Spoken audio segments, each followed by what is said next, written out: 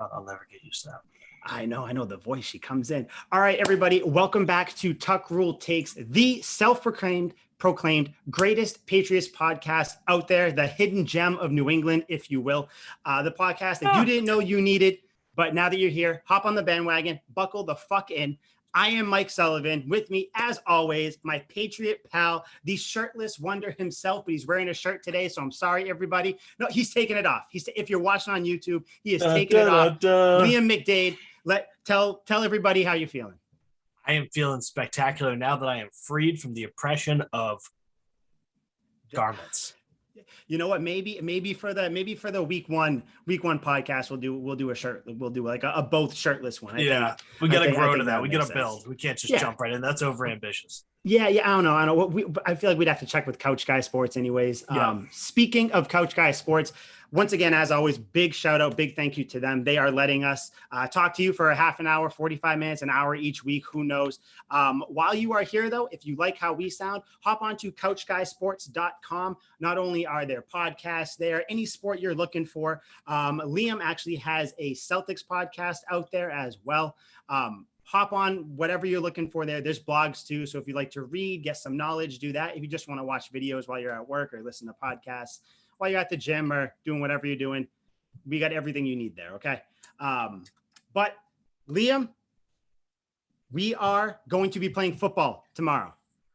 About New England Patriots, time. Washington football team. But sorry, I feel like we kind of have to get the bad news out of the way first. Hunter Henry, I think did we pick him up before or did the Patriots? I don't know. Do you say we when you're talking about the Patriots? I tend to sometimes. It just makes it easier for me. I like to feel included, Exactly. We are one big community. We are a we podcast here. We do not we shame. Yep. Was it Jonnu Smith or Hunter Henry first? Do you remember who we signed? Jonnu Smith first. Jonnu Smith, right? Okay. So the second tight end, Hunter Henry, he has some injuries. He's going through a little knee issue right now. I am kind of too sad to talk about it. So Liam, you kind of start this one off here.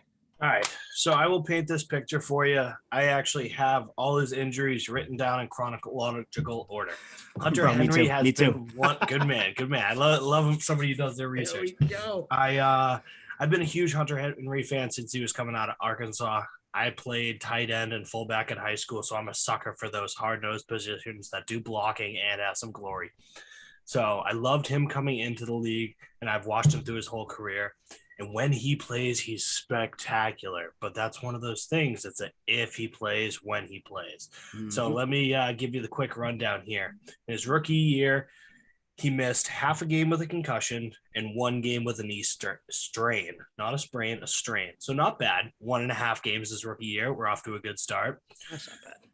His second year, in week 15, he gets hurt, lacerated kidney, which sounds atrocious. Lacerate. Whenever you use the term laceration or lacerated, I'm just thinking someone's out there like with the butt end of his helmet just slicing his kidney off. I figure he's dead. That sounds like a terrible laceration. Laceration, DOA, dead on arrival. All right. Anyways, keep going. So after he got cut in half. So after he was decapitated in week 15, he missed the final 2 games, obviously. So we're up to 3.5 games there. The next year, tears his ACL in OTAs, misses the entire season and the first playoff game. This was the only year he had been to the playoffs with the Chargers. He misses the first playoff game, comes back for the second one, where, if you remember correctly, the Chargers got slapped around by the Patriots. Absolutely demolished, 41-28, sent Hunter Henry back, and before he could have any glory in that season, they were like, peace, dog. So 2019 comes around, a tibial fracture, 4 games there. And then in 2020, misses no games with injury, but the final 2 games, he's out because of Rona. So if we're counting total games there, that is 24.5 games missed out of a possible 82, 26 if we're going to include Corona in that, which isn't technically an injury, but he still missed time. So it's not atrocious. Not like he missed more than half, but it's certainly not good. And now here he is again, already hurt so early in the season. We do luckily have Jonnu Smith, who we signed first. He's a stud. I love him as a red zone guy. But we need an integral, multifaceted, high-octane offense, and Hunter Henry and Jonnu Smith are keys to that. having our high-paid tight end out this early, does it scare the shit out of you as much as it does me? So it does. I did miss. I think I said he had a leg injury earlier. I feel like probably just getting confused because that seems to be all he had. So it's his shoulder this time. So hey, at least he's hurting something different. Yeah. I was very worried at first, but then I forget who reported it. It was all out there where I guess the expectation is that he should be ready for week 1. So, which again is great, but then you start to think this Patriots offense and big names or just names in general have consistently had an issue coming into this offense and kind of, figuring it out. It is infamously hard, like, whole system to learn. Reggie Wayne came to the Patriots and retired. It was so hard. He couldn't even make it through preseason. So Chad Ochocinco came, nothing. But then you have people like Randy Moss who come in and do things. Brandon Cooks who came in and said, hey, it's really not that difficult. You just got to study, work hard, and you're good. But it worries me. But then I looked at the schedule. First 3 games are the Dolphins, the Jets, and the Saints. So even if he misses week 1 and week 2, just to kind of make sure he's completely healthy when you come back, I don't see beating the Dolphins as an issue. That's strictly just because I don't believe in Tua. No, I think the Pats defense is going to be able to shut him down to an extent. Yes. To an extent. Yeah. And then on top of that, you do still have Jonnu Smith. You do still have the receivers. You still got Nelson Aguilar, Kendrick Bourne, and Jacoby Myers out there. So it's not like this team is like the teams of a couple of years in a row here where there's nobody for them to work with. And you still got the running game, which is supposedly, going to be really good this year, I think. So I'm nervous if it seems to be something that continues to linger. And kind of like you said, I feel like the Patriots are going into this season trying to run that old 1-2 tight end offense. Yep. Kind of like they tried to do with Gronk and he who will not be named. I have his jersey still hanging up in my row. I still just can't bring myself to throw it out. Stud on the football field. The football field. Amazing on the football field. Anyway, Jonnu Smith, if it actually, you want to know what was funny? Did you see someone Photoshop Jonnu Smith in a 81 tight end jersey and it was his jersey? No. Yeah. That's yeah. awesome. The Aaron Hernandez was Photoshopped his jersey onto Jonnu Smith. They are fairly similar players. They really are. Except for some very stark differences. Yeah, let's hope as people they're different. But kind of finish my thought on Hunter Henry. The only thing that worries me is that he has had a history of injuries here and there, but nothing with the shoulder. So it's like at the very least, it's a new thing. Belichick didn't seem worried. He keeps talking about how Hunter Henry's smart and how, he loves this guy. So I think it's just going to be kind of a rough start. I don't think it's going to be anything that's really going to last, hopefully. If it does happen to linger, maybe Devin Asiasi comes up out of nowhere. I don't know if I trust him. Me neither, but I want to. We got to give him a shot. I liked him at UCLA. Yeah, I don't know what it is. I see him and I'm like, dude, you should be good. He's a house. Exactly. So I don't know if, he got, the short end of the stick with the COVID year, the, injuries here and there, but I don't know. But with Hunter Henry, it's definitely not what you want to see. Is one of your 1A offensive option being hurt coming into the season. But no one seems to be making a big deal about it. So I guess, I'm only going to make it a big deal when it is a big deal. Yeah, Bill did a really good job of kind of playing it off like it's not that big of a deal. And particularly, I'm sure it's not an injury that's going to hold him out. I figure he will be there week 1. That maybe that's the optimism talking. But my problem with shoulder injuries, from what I've experienced personally, I don't know if you noticed, I have like a terrible bump here. I had a tough shoulder injury trying to tackle my friend when I was fairly inebriated. And because I thought that was just muscle, man. I thought that was no. You think it's just the traps. No, but it's like this permanent bump right here. It's usually covered up by the pop filter. But it's like stuff like that. It's so hard unless you get out on top of it right away. And even then, shoulders are one of those things that kind of linger. And for tight ends, you're going to need those when it comes to blocking. If you're catching it over the middle, you got to lay shoulders on linebackers. You got to fight for extra yards. So I'd just be afraid of him re-aggravating it. And even if the shoulder injury doesn't continue, I'd hate to put the label on him early, but it seems like he's one of those guys where it's always something, whether it's his shoulder, whether it's his lacerated kidney, whether it's his knee, he gets a concussion, misses a couple of games, he's got the knee strain. It seems like it's always something going on with him. And that just scares me. I've seen too many players where there's not one lingering injury, but there's a broken finger, there's this, there's that, there's turf toe, there's random things that can keep guys out. So I just be Danny afraid. Amendola, Gronk, Of course, but even Amendola was able to come back when it was prime time, and he would, he'd always play when it mattered in the playoffs and stuff like that. He was fairly strong in the playoffs, but playoff Danny. Oh God, basically Jesus. But so that's what I worry about long term with him. Yeah.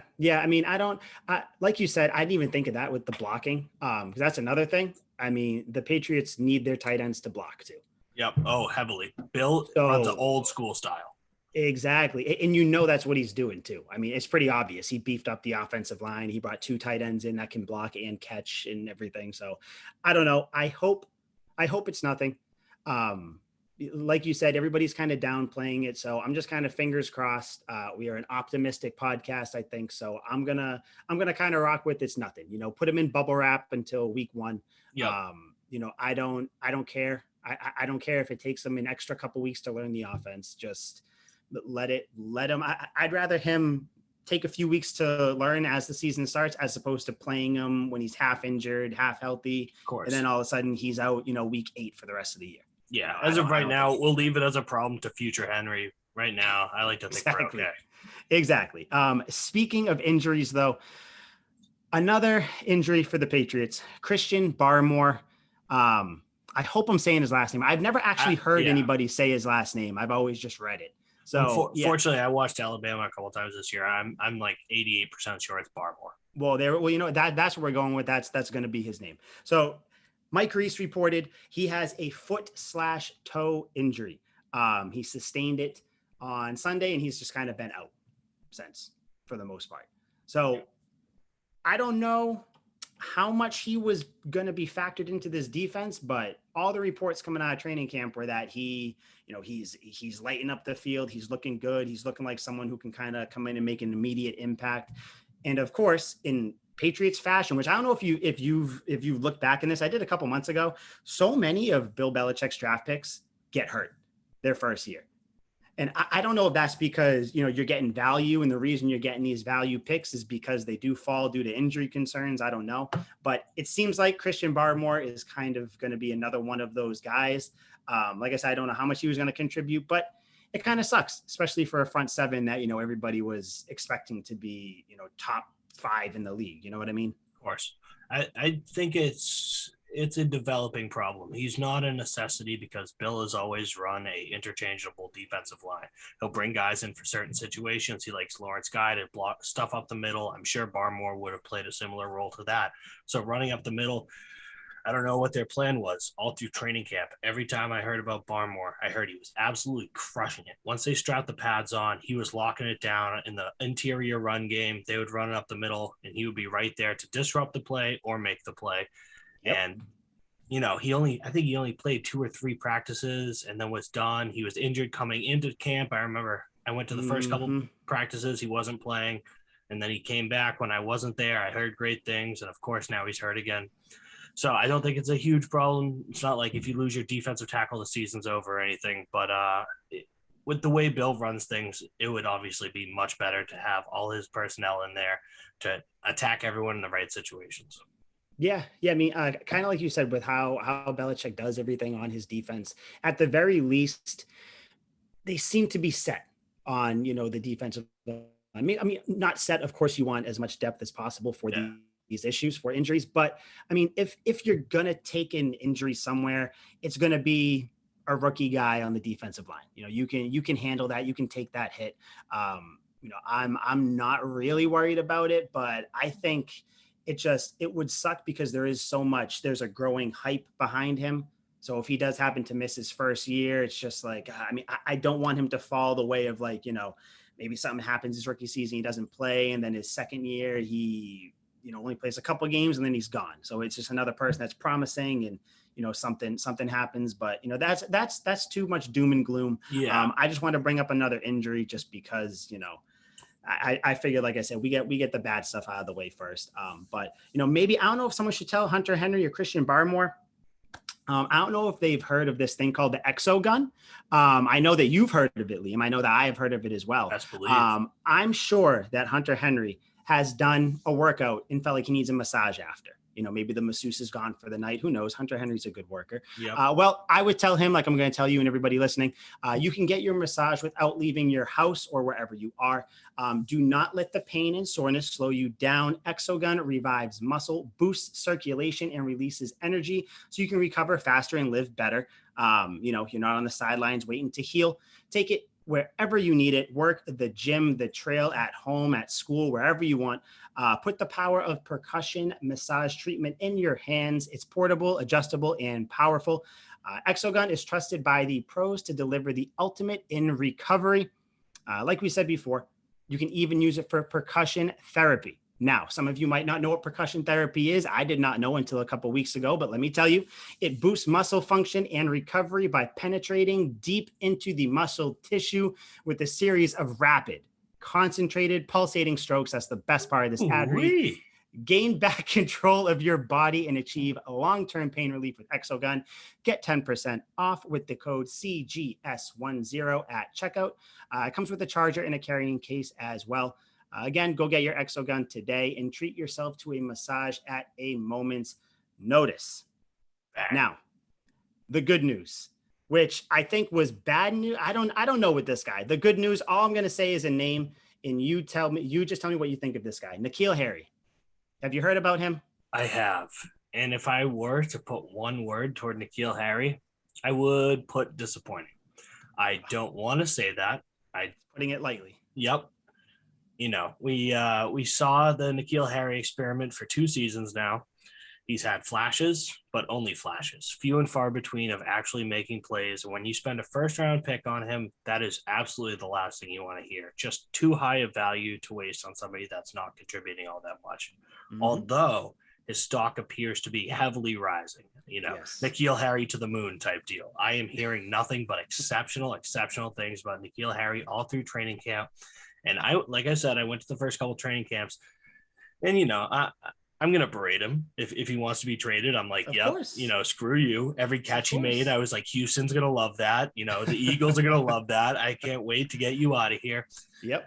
But now it seems like there's no trades on the table. Maybe no one wants to give up for him. Maybe people don't want to give enough, but it seems like he's sticking around. So with the news of him getting better, are we thinking breakout season type deal in his 3rd year? I hope so. I mean, I just like you, and I think just like almost every Patriots fan with 2 eyes and a brain, which there are a ton because we are the smartest fan base in the NFL. Best believe. Well-endowed individuals. Yes. Nikhil Harry, God, I wanted nothing more than to see him just wither away on the Eagles. I don't even care what they gave up. A 5th round pick, a 6th round pick. I don't care. But then you start to think, if a team really wants him that bad, why would they give up anything for him? Especially if this is his last year. Patriots clearly don't plan on, or they didn't. This is all before his training camp emergence. They weren't going to bring him back. So as a team, why would you risk anything, even if it is a late round pick? Just wait until it's over, sign him for a year or 2 years. It's not like there's going to be a bidding war for freaking Nikhil Harry. But like you said, it's almost like a switch is flipped, which I really hope so, because he's another guy. I see him and I'm like, dude, you should be so much better than you are. You are built like DK Metcalf. He literally built. I think he's actually like a couple inches taller or an inch taller or something than DK Metcalf. The whole thing of you coming out of college, you fight for those 50-50 balls, physical receiver, all that.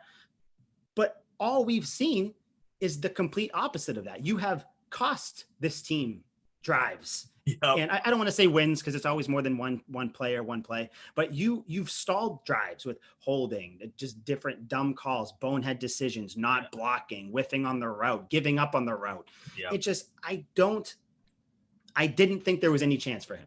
But like you said, now all of a sudden he's making diving catches from Cam Newton, or it doesn't matter who's throwing him the ball. Yeah. He's diving for the ball. He's hyping up the crowd. He's posting on social media. Let's go. I can't wait. He's saying all the right things in front of the media. So I don't know if this is all he's just putting on a face, or something like that, or if he's just kind of, going to be a practice hero, and then the games is going to go right back to what it was. I hope it's the former. I hope he does, kind of grow into what he should be. I am hesitantly excited for him. I like that. I like the hesitantly excited. Yeah, well, I haven't seen it. It's almost like it's a bad comparison, but it's almost like being hesitantly excited for Cam Newton, because even though he did show that he can run the offense if he has time and, weapons and all that stuff. So, but it's kind of the same thing. I haven't seen Cam Newton completely go out and have a stellar 5, 6, 7 game stretch. I haven't even seen Nikhil Harry have a stellar 5, 6, 7 play stretch. Yeah. I mean, other than the Chiefs game when he got his touchdown called back, that was so annoying. Oh my God. I've been seeing pictures of people posting that on the socials recently. It just irks me. I remember exactly where I was. I was at Dave & Buster's with my wife and our friend. I was sitting there watching. I was livid driving home. Livid. I was in the back seat. That's a game-changing play. We probably would have won that game. Yeah. Oh yeah.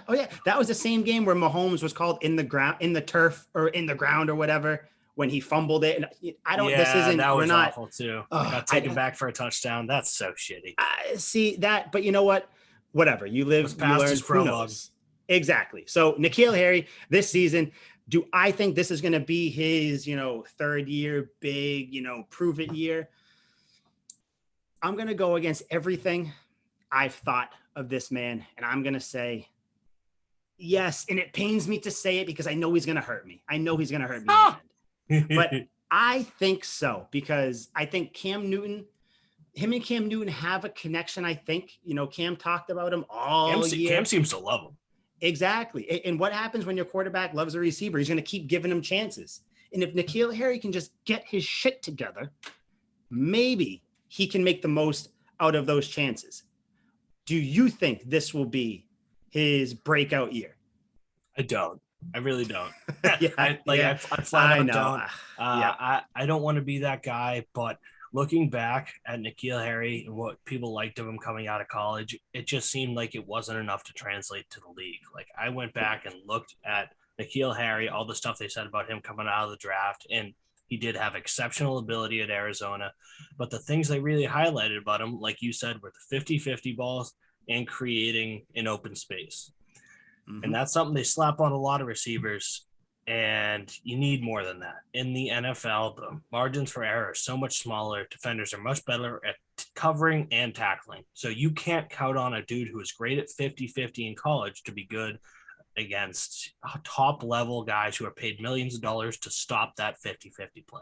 Mm-hmm. Or guys like a big, strong, like a Manti Te'o type linebacker who has trained his whole life and faked his girlfriend to stop you from gaining those extra yards in space. Mm-hmm. So it's a tough situation. I do not think he does at an elite enough level to make a difference. Those small things are just not enough to build a consistent, strong wide receiver in the league today. So I have to lean more toward no.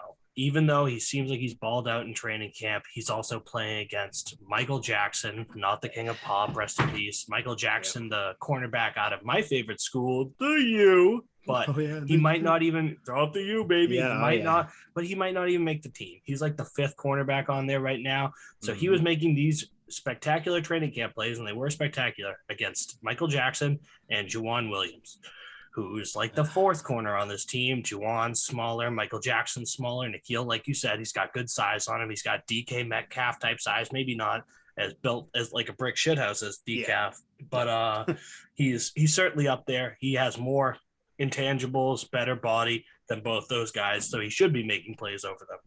Mm-hmm. So when I look at the competition he's faced against in training camp, that's not going to fly against most starting corners in the league. Any competent starting corner will be able to get rid of most of those plays that he made. So I haven't seen enough yet. I think people are putting too much stock in training camp, and I don't have faith. It's like that toxic girlfriend that you keep going back to, and you really hope there's something there, and you know there's probably really no future, but you're so infatuated. You're like, please, I really want this to work. I'm going to cut it loose right here. I'm not going back to see that girl. Nope. I am done, sold out, cashing in my chips and heading out. There we go. You're growing up, Liam. You're growing up. Something like that. It only took forever. You know what? Hey, all that matters is that you got there. Yeah. I agree though I think the only real skill that translates from, or I guess maybe the most important skill that translates from, college to the pros is just speed, because really speed is something that no matter where you are, you're going to be fast, but like you said, with the 50-50 balls, you're going up against college corners, college safeties, which still might be future NFL players, but they're not NFL players right now. Yeah, and there's also not many of them. Like, how many college corners are actually drafted to the league? I would say a handful of them, 6 or 7. So you'll play one team that has them, but then you'll play others where it's just a bunch of dudes who skipped out on college classes and worked out all day and are thinking about going and getting hammered that night. And they're really not focused on what the hell Nikhil Harry's doing. So. Yeah. And I think, that's why, against the only other, I'm like talking myself out of my opinion here. The only other thing I was thinking as well, why he may not have a breakout season, look at the offense he's coming into. So you have, and this, I'm going to assume health for Hunter Henry, Jonnu Smith. That's your 1 in 1A, 1-2, whatever order you want to put him in. Yep. You have Nelson Aguilar. You don't bring him over unless you're going to, start him routinely. On a big deal. Exactly. Kendrick Bourne, you signed him for, not a huge deal, but again, it's a deal that you're going to play him. Yep. Then you have Jacoby Myers, who we will actually get to shortly. He has pretty much solidified himself as the slot receiver. At least that's the reports coming out of training camp. That is 1, 2, 3, 4, 5. That's 5 receivers. Now, on top of that, you have the running game. Bill is going to want to run the ball. You have Michelle, who's on a contract year. He's trying to get that big contract from someone else. Damian Harris running behind a completely revamped offensive line. And you have Cam Newton, who's going to tuck it and run it here and there. Yep. The issue with Nikhil Harry, he is going to have to make the most out of very few reps. Yes. Which I don't know if he can do it. He has shown us really nothing that says he can do that. I'm kind of hoping and praying. I don't think he's going to have 1,300 yards, 80 catches, anything like that. No, but I think he might leapfrog, I don't know, Kendrick Bourne, Jacoby Myers or something like that. That's the best I see for him though. Yeah. Maybe someone goes down. You never want injuries on anybody, but maybe one of the receivers gets nicked up. Harry steps in. Best case scenario would be Harry steps in, shows that he can ball out, and then you trade him for like a 4th round pick. Yeah. I have no problem with that. That is a win. That's a win for everybody. Or another even halfway decent player. I don't get like a Cordell Patterson type guy who comes in. I think everybody did. Yeah. Who just like a gadget type guy. I don't know. Just get something for him. But I think that he is at the very least going to have an above average year. That's what I would say. But I hope he gets traded though before the trade deadline. That's kind of what I want. That would be, in a perfect world, that would be an ideal scenario. The best I see from him, with my very negative point of view, as I'm looking behind the screen door in all anger. I'm right there with you. I'm just trying. I'm trying my hardest. And I hate to be bearer of bad news. I see at best case Nikhil is obviously probably the 4th wide receiver on there, maybe even 5th if there's some promising young receiver out there that surprises us. But he's at least in there, solidified as the 4th spot. And he's completely situational. I say he gets, 1-2 targets a game in certain situations, whether it's red zone and they want him to work for those 50-50 balls. If they still think that's one of his strengths, I still think he has problem even getting his feet in bounds. I don't know if I exactly trust him in the red zone either. So whether it's getting him in space for like a screen or something like that, maybe he could do well, but I can't imagine he gets any more than Bill's going to look at what he's good at, give him what he's good at. If he excels, then maybe he gets a little more. Maybe Bill knows what he can do, cuts his losses, and hey, he gave me good 3 plays this game. That's all Nikhil's giving me. Yeah. I kind of that makes sense, with probably some reverses, things like that. Yeah. Who knows? Because I will say, I guess the lone bright spot was he did. It looked like it seemed like he had the potential to have the ability to make plays in the open field when he has the ball. Oh yeah, so he looked like a big name like literally a premier wide receiver one type guy where I was like, oh shit, like Tom Brady's got a new target. Fuck, was I wrong? Yeah, I think we all were, because I think we all were hyping him up. And I don't know if, I mean, I know it's like sacrilegious to say in New England, but maybe Brady's to blame a little bit for this, because, you know, Brady kind of not shunned him, but Brady never looked his way. And again, a lot of that was on Harry, of course. I mean, you gotta get open. You know, you have to show week in and week out to a 20-year vet that you can provide for the team. But even then, though, I don't know. I think eventually, like you said, we're going to end up cutting our losses with him. But I just hope that he does enough to where you can at least get, like I said, just give me a 4th round pick. I don't see a 3rd round pick. I certainly don't see any you know, well-known player coming over. I think if anything, it'll be a late round pick. We might trade for him and like some sort of, you know, gadget guy, or he just, you know, plays 4, 5, 6 weeks and then sits on the bench. Yeah. I don't know. It's not a great projection for him, unfortunately. No. Either way, it doesn't matter.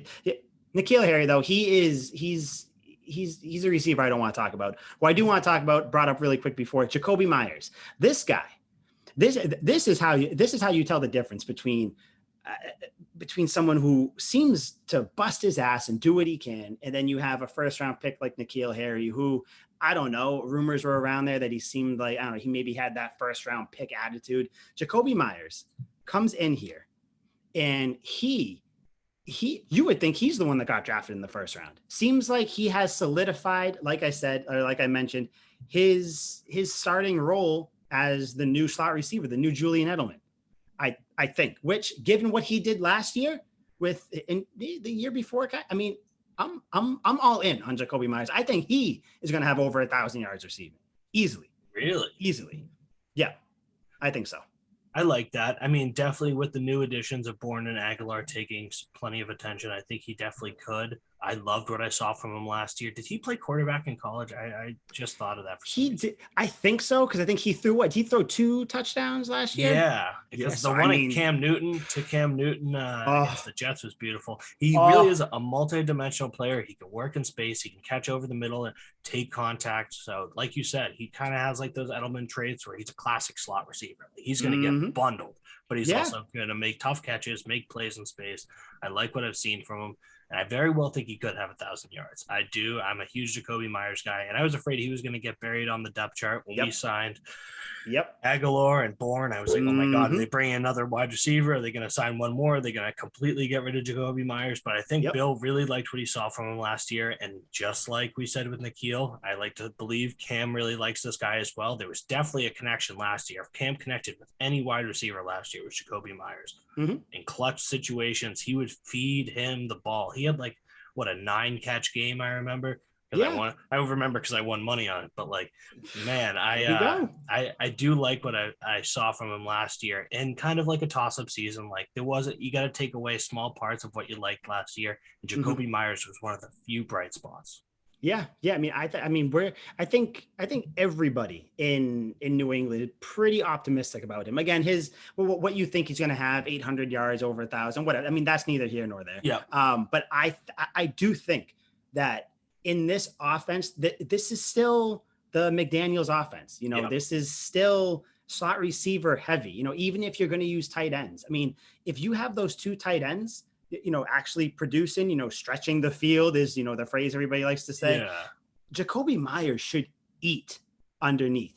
You just dump it to him, just like you did with Edelman before Edelman started stretching the field a little bit. Yeah. Quick little 8-yard, 9-yard passes. I mean, that's how you move the chains. That's how you get in the coaches, the quarterbacks' good graces. And then before you know it, you are in the same role that Julian Edelman had, that Wes Welker had, that I don't want to say Troy Brown, because I don't think anybody's going to be Troy Brown, but that Amendola sort of, Amendola, I could see. I don't think Myers will end up maybe reaching Edelman status. Again, we are projecting way far out, but I see Amendola being kind of like his comparison there. And it helps that he can throw the ball. They love that. You know, I can just see it in a playoff game against the Chiefs. It's 24-23, you know, they're going down the field. it's 3rd and 8 or something. You throw a double reverse. Myers throws it deep to Nikhil Harry. Oh my God! Everybody, can you imagine? Oh my God, Myers! The defense isn't expecting Nikhil to do shit. They'll probably leave him wide open. Exactly. That would be the way to go. My God, you got Cam Newton throws it to I don't know, throws it to Mac Jones lined up next to him. Mac Jones throws to Jacoby Myers. Jacoby Myers throws to Nikhil Harry. I don't know. Some madness. That's a pipe dream. But no, I do think, though, that Jacoby Myers is going to prove to be a pretty vital part of the offense. The exact numbers, who knows? But I do think that he's going to be the one that Cam or Jones, whoever ends up starting, ending each game, doesn't matter. That's a conversation for a different day. Yeah. I do think that he's going to be the guy they look to pick up some crucial first downs, because I think the defense, whoever the Patriots go against, they're going to want to lock up the 2 tight ends. And then between Aguilar, Bourne, and Myers, I think Myers will be the one that will get looked to first out of that. Doesn't mean that he will always get looked to. I just mean that in those clutch situations, I think that he has the quickness, which is what they're saying out of training camp. He has that quick, little movements, herky-jerky movements that can get him open real quick. And that reminds me of Edelman. That reminds me of Welker. So I think that Myers is kind of the gem, that Belichick found there. He doesn't hit on receivers a lot. Oh, if at all. But love you, Bill. But oh my God, I wrote something like a year ago or 8 months ago, and I kind of went through all Belichick's draft picks. You'd be no, you wouldn't be astounded because you're a smart person. Yeah. Bill, the one blind spot for Bill, Mr. Bill Belichick, the greatest coach of all time, is wide receivers. He clearly never played wide receiver once in his life. No. I mean, dude, you know what? You can be A+ at everything else.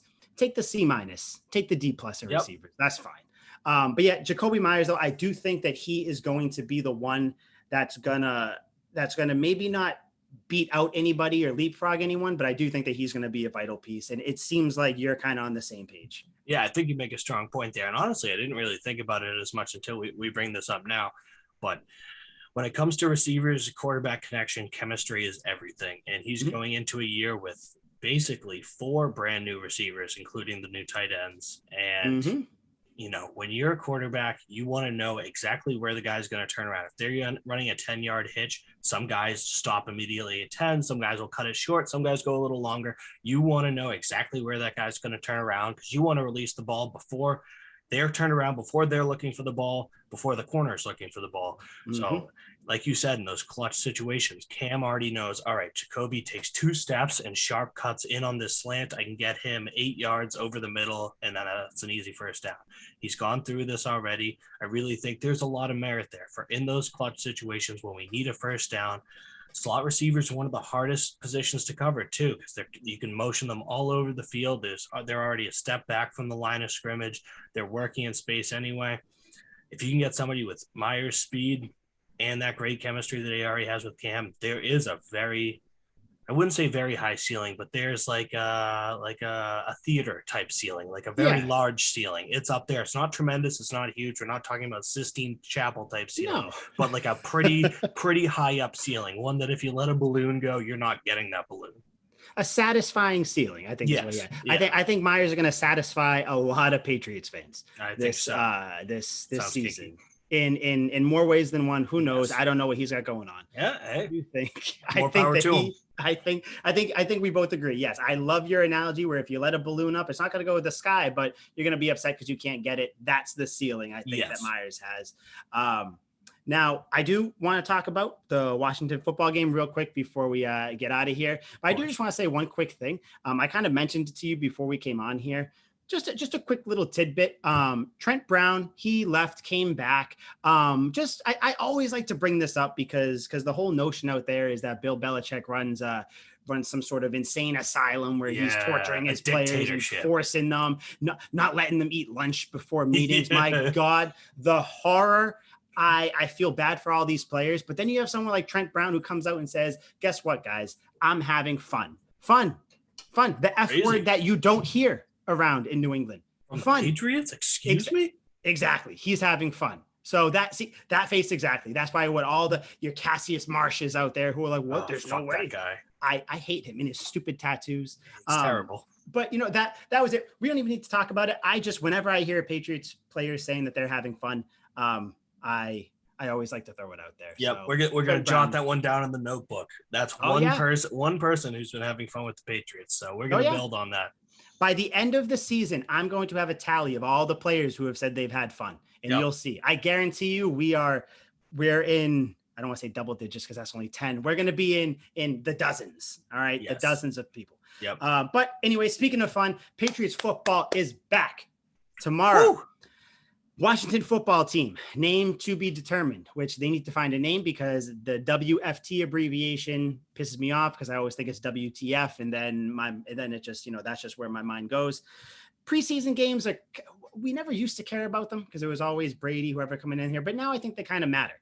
Yep. I'm going to let you kind of tell me what you think first, kind of going into tomorrow. What are you looking for? Are you excited? Are you going to watch it all? What do you think? Well, I am betting on the game, so yes, I will be watching the whole thing. So you will be watching. I will be watching every snap of this preseason game, and normally I don't. Normally most people don't because they're not insane like me or having a crippling gambling addiction. But I think that there are a lot of takeaways to see from this game. Obviously, there are not going to be many starters in. Cam might get a drive, might not even play. Brian Hoyer and Mac Jones took most of the snaps at the last practice. In Gillette, which my friend was actually at. Cam was in for, I think, one drive. He was just, for the most part, just the team cheerleader. But so I'm excited to see even what Brian Hoyer can do with this team. We have so many new faces, a lot of young wide receivers that have the ability to play this season. Somebody could easily jump Nikhil Harry. Somebody could easily start splitting time with Jacoby Myers. There is an option for some wide receivers to get in there.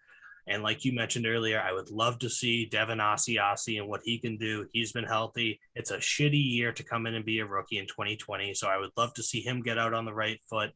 And then on the defensive side of the ball, he made some moves. Jalen Mills comes in there. I love to see some early looks at him. And just as the defense as a whole, Bill Belichick is the defensive master. And that doesn't change in the preseason because he wants everyone to know the system he's running, how complicated it is. And a win is a win. Bill cares about wins. He's going to go out there and run his full-fledged defense against this team. It might not be all the starters, but everyone still has to know what they're doing. So I just want to see the coverages Bill's running, the way he's shifting the defensive line, bringing different guys in and out, how the linebackers are going to be set up. And there's just so many different – like I could sit here and list all the different things I'm excited for from position to position because really at all three levels on defense and the offense, I would love to see basically every position, but there's just so much new for the Patriots. It's a brand new start, brand new season, a new full season under our belt, no COVID, hopefully no COVID interruptions. Fingers crossed. Yep. I just think it's going to be thrilling, and most of all, I want to see how Mac Jones slings that rock. Yeah, I think that's the thing. I think regardless of what you're looking for, if you're betting on the game, if not, which I'm sure a lot of people are, to be honest. Yeah, probably. I think there's more interest in this game than there's ever been in any Patriots preseason game dating back to I don't even know, just in recent memory, we'll say, because of, like you said, there's so much new. There's just new, there's question marks. You have a fan base that wants this team to be good so bad. And there's just so much optimism behind this season where I think that everybody is, like you said, everybody wants to see Mac Jones. Yes. Mac Jones is going to play. Like you said, Cam Newton will get a drive, maybe if that. I don't need to see Cam Newton play. I'd rather see him play maybe the last preseason game, because there's only 3 preseason games this year. I forgot. Yes. So give me Mac Jones for three preseason games, 17 weeks in this 17 game season. Jesus. Mac Jones, I want to see him. I want to see, like you said, is he on the same page as, because Aguilar is going to play. I'm assuming you're going to have him play for maybe a drive. You're going to have Kendrick Bourne play for a couple drives. Jonnu Smith, I don't know, because I know he was injured a couple weeks ago, or he had a little nagging injury. Maybe you don't play him. Maybe you play him for a couple drives. The Devin Asiasi, I want to see him. I want to see him real bad. I want to see him show up. I want to see his connection with Mac Jones and Brian Hoyer to an extent. of course. But I just want to see everything, how the offensive line plays. Everything on this offense is new. And then you look to the defense, and like you said, the Green Goblin, I think, is what Jalen Mills calls himself, which as a Spider-Man guy, I'm all in on Jalen Mills being the Green Goblin. I am, dude. It was cooler when he was on the Eagles because it kind of fit the vibe. But it was cooler, yeah. But you know what? I'll still buy the mask if they have it at a Pats game. I'm buying the Green Goblin mask. That'd be hype. So Jalen Mills, I want to see him. I want to see. I'm sure we'll get some rookies in there. I want to see Duggar. You know, Duggar's going to play. I want to see how he performs. Judon. I just want to see these players on the field. Like, I could not give two shits if they win or lose. I don't care at all. I don't think anybody really does care. If you do care, you're a losing fan base. That's my statement on that. But so the Eagles, I hate the Eagles. You'll find this out. I like the Eagles, so this is. I know you do. I know you do. It's hard to bash your team that won a Super Bowl in the last 5 years. So it's very easy. It's very easy too. But no, like it's just that's all it is. It's just the Eagles are responsible for the fourth worst sports moment of my life, and that was losing that Super Bowl. So you know what? Screw them. They ruin everybody they touch. It is. It's an unfair hatred. It's an unfair hatred. It is. But what I will say, I just want to see. I want to see what's going on. Hopefully, after this game and next week, little teaser for next week. Completely forgot to get to it this week, but maybe we get some news on it. So next Wednesday we can talk about it. I also need Stephon Gilmore on this team. Yes, that's what I need. So we will see. Hopefully, there's some news on that. Everything seems to be going in the right direction. So we'll kind of dive into that more next week. Like I said, you got to give the people a teaser, give them a reason to come back. Absolutely. And then you dangle the fish. See, there it is. That's all you got to do. You just got to dangle. They'll come back. You know why? Because everybody is excited for the Patriots this year.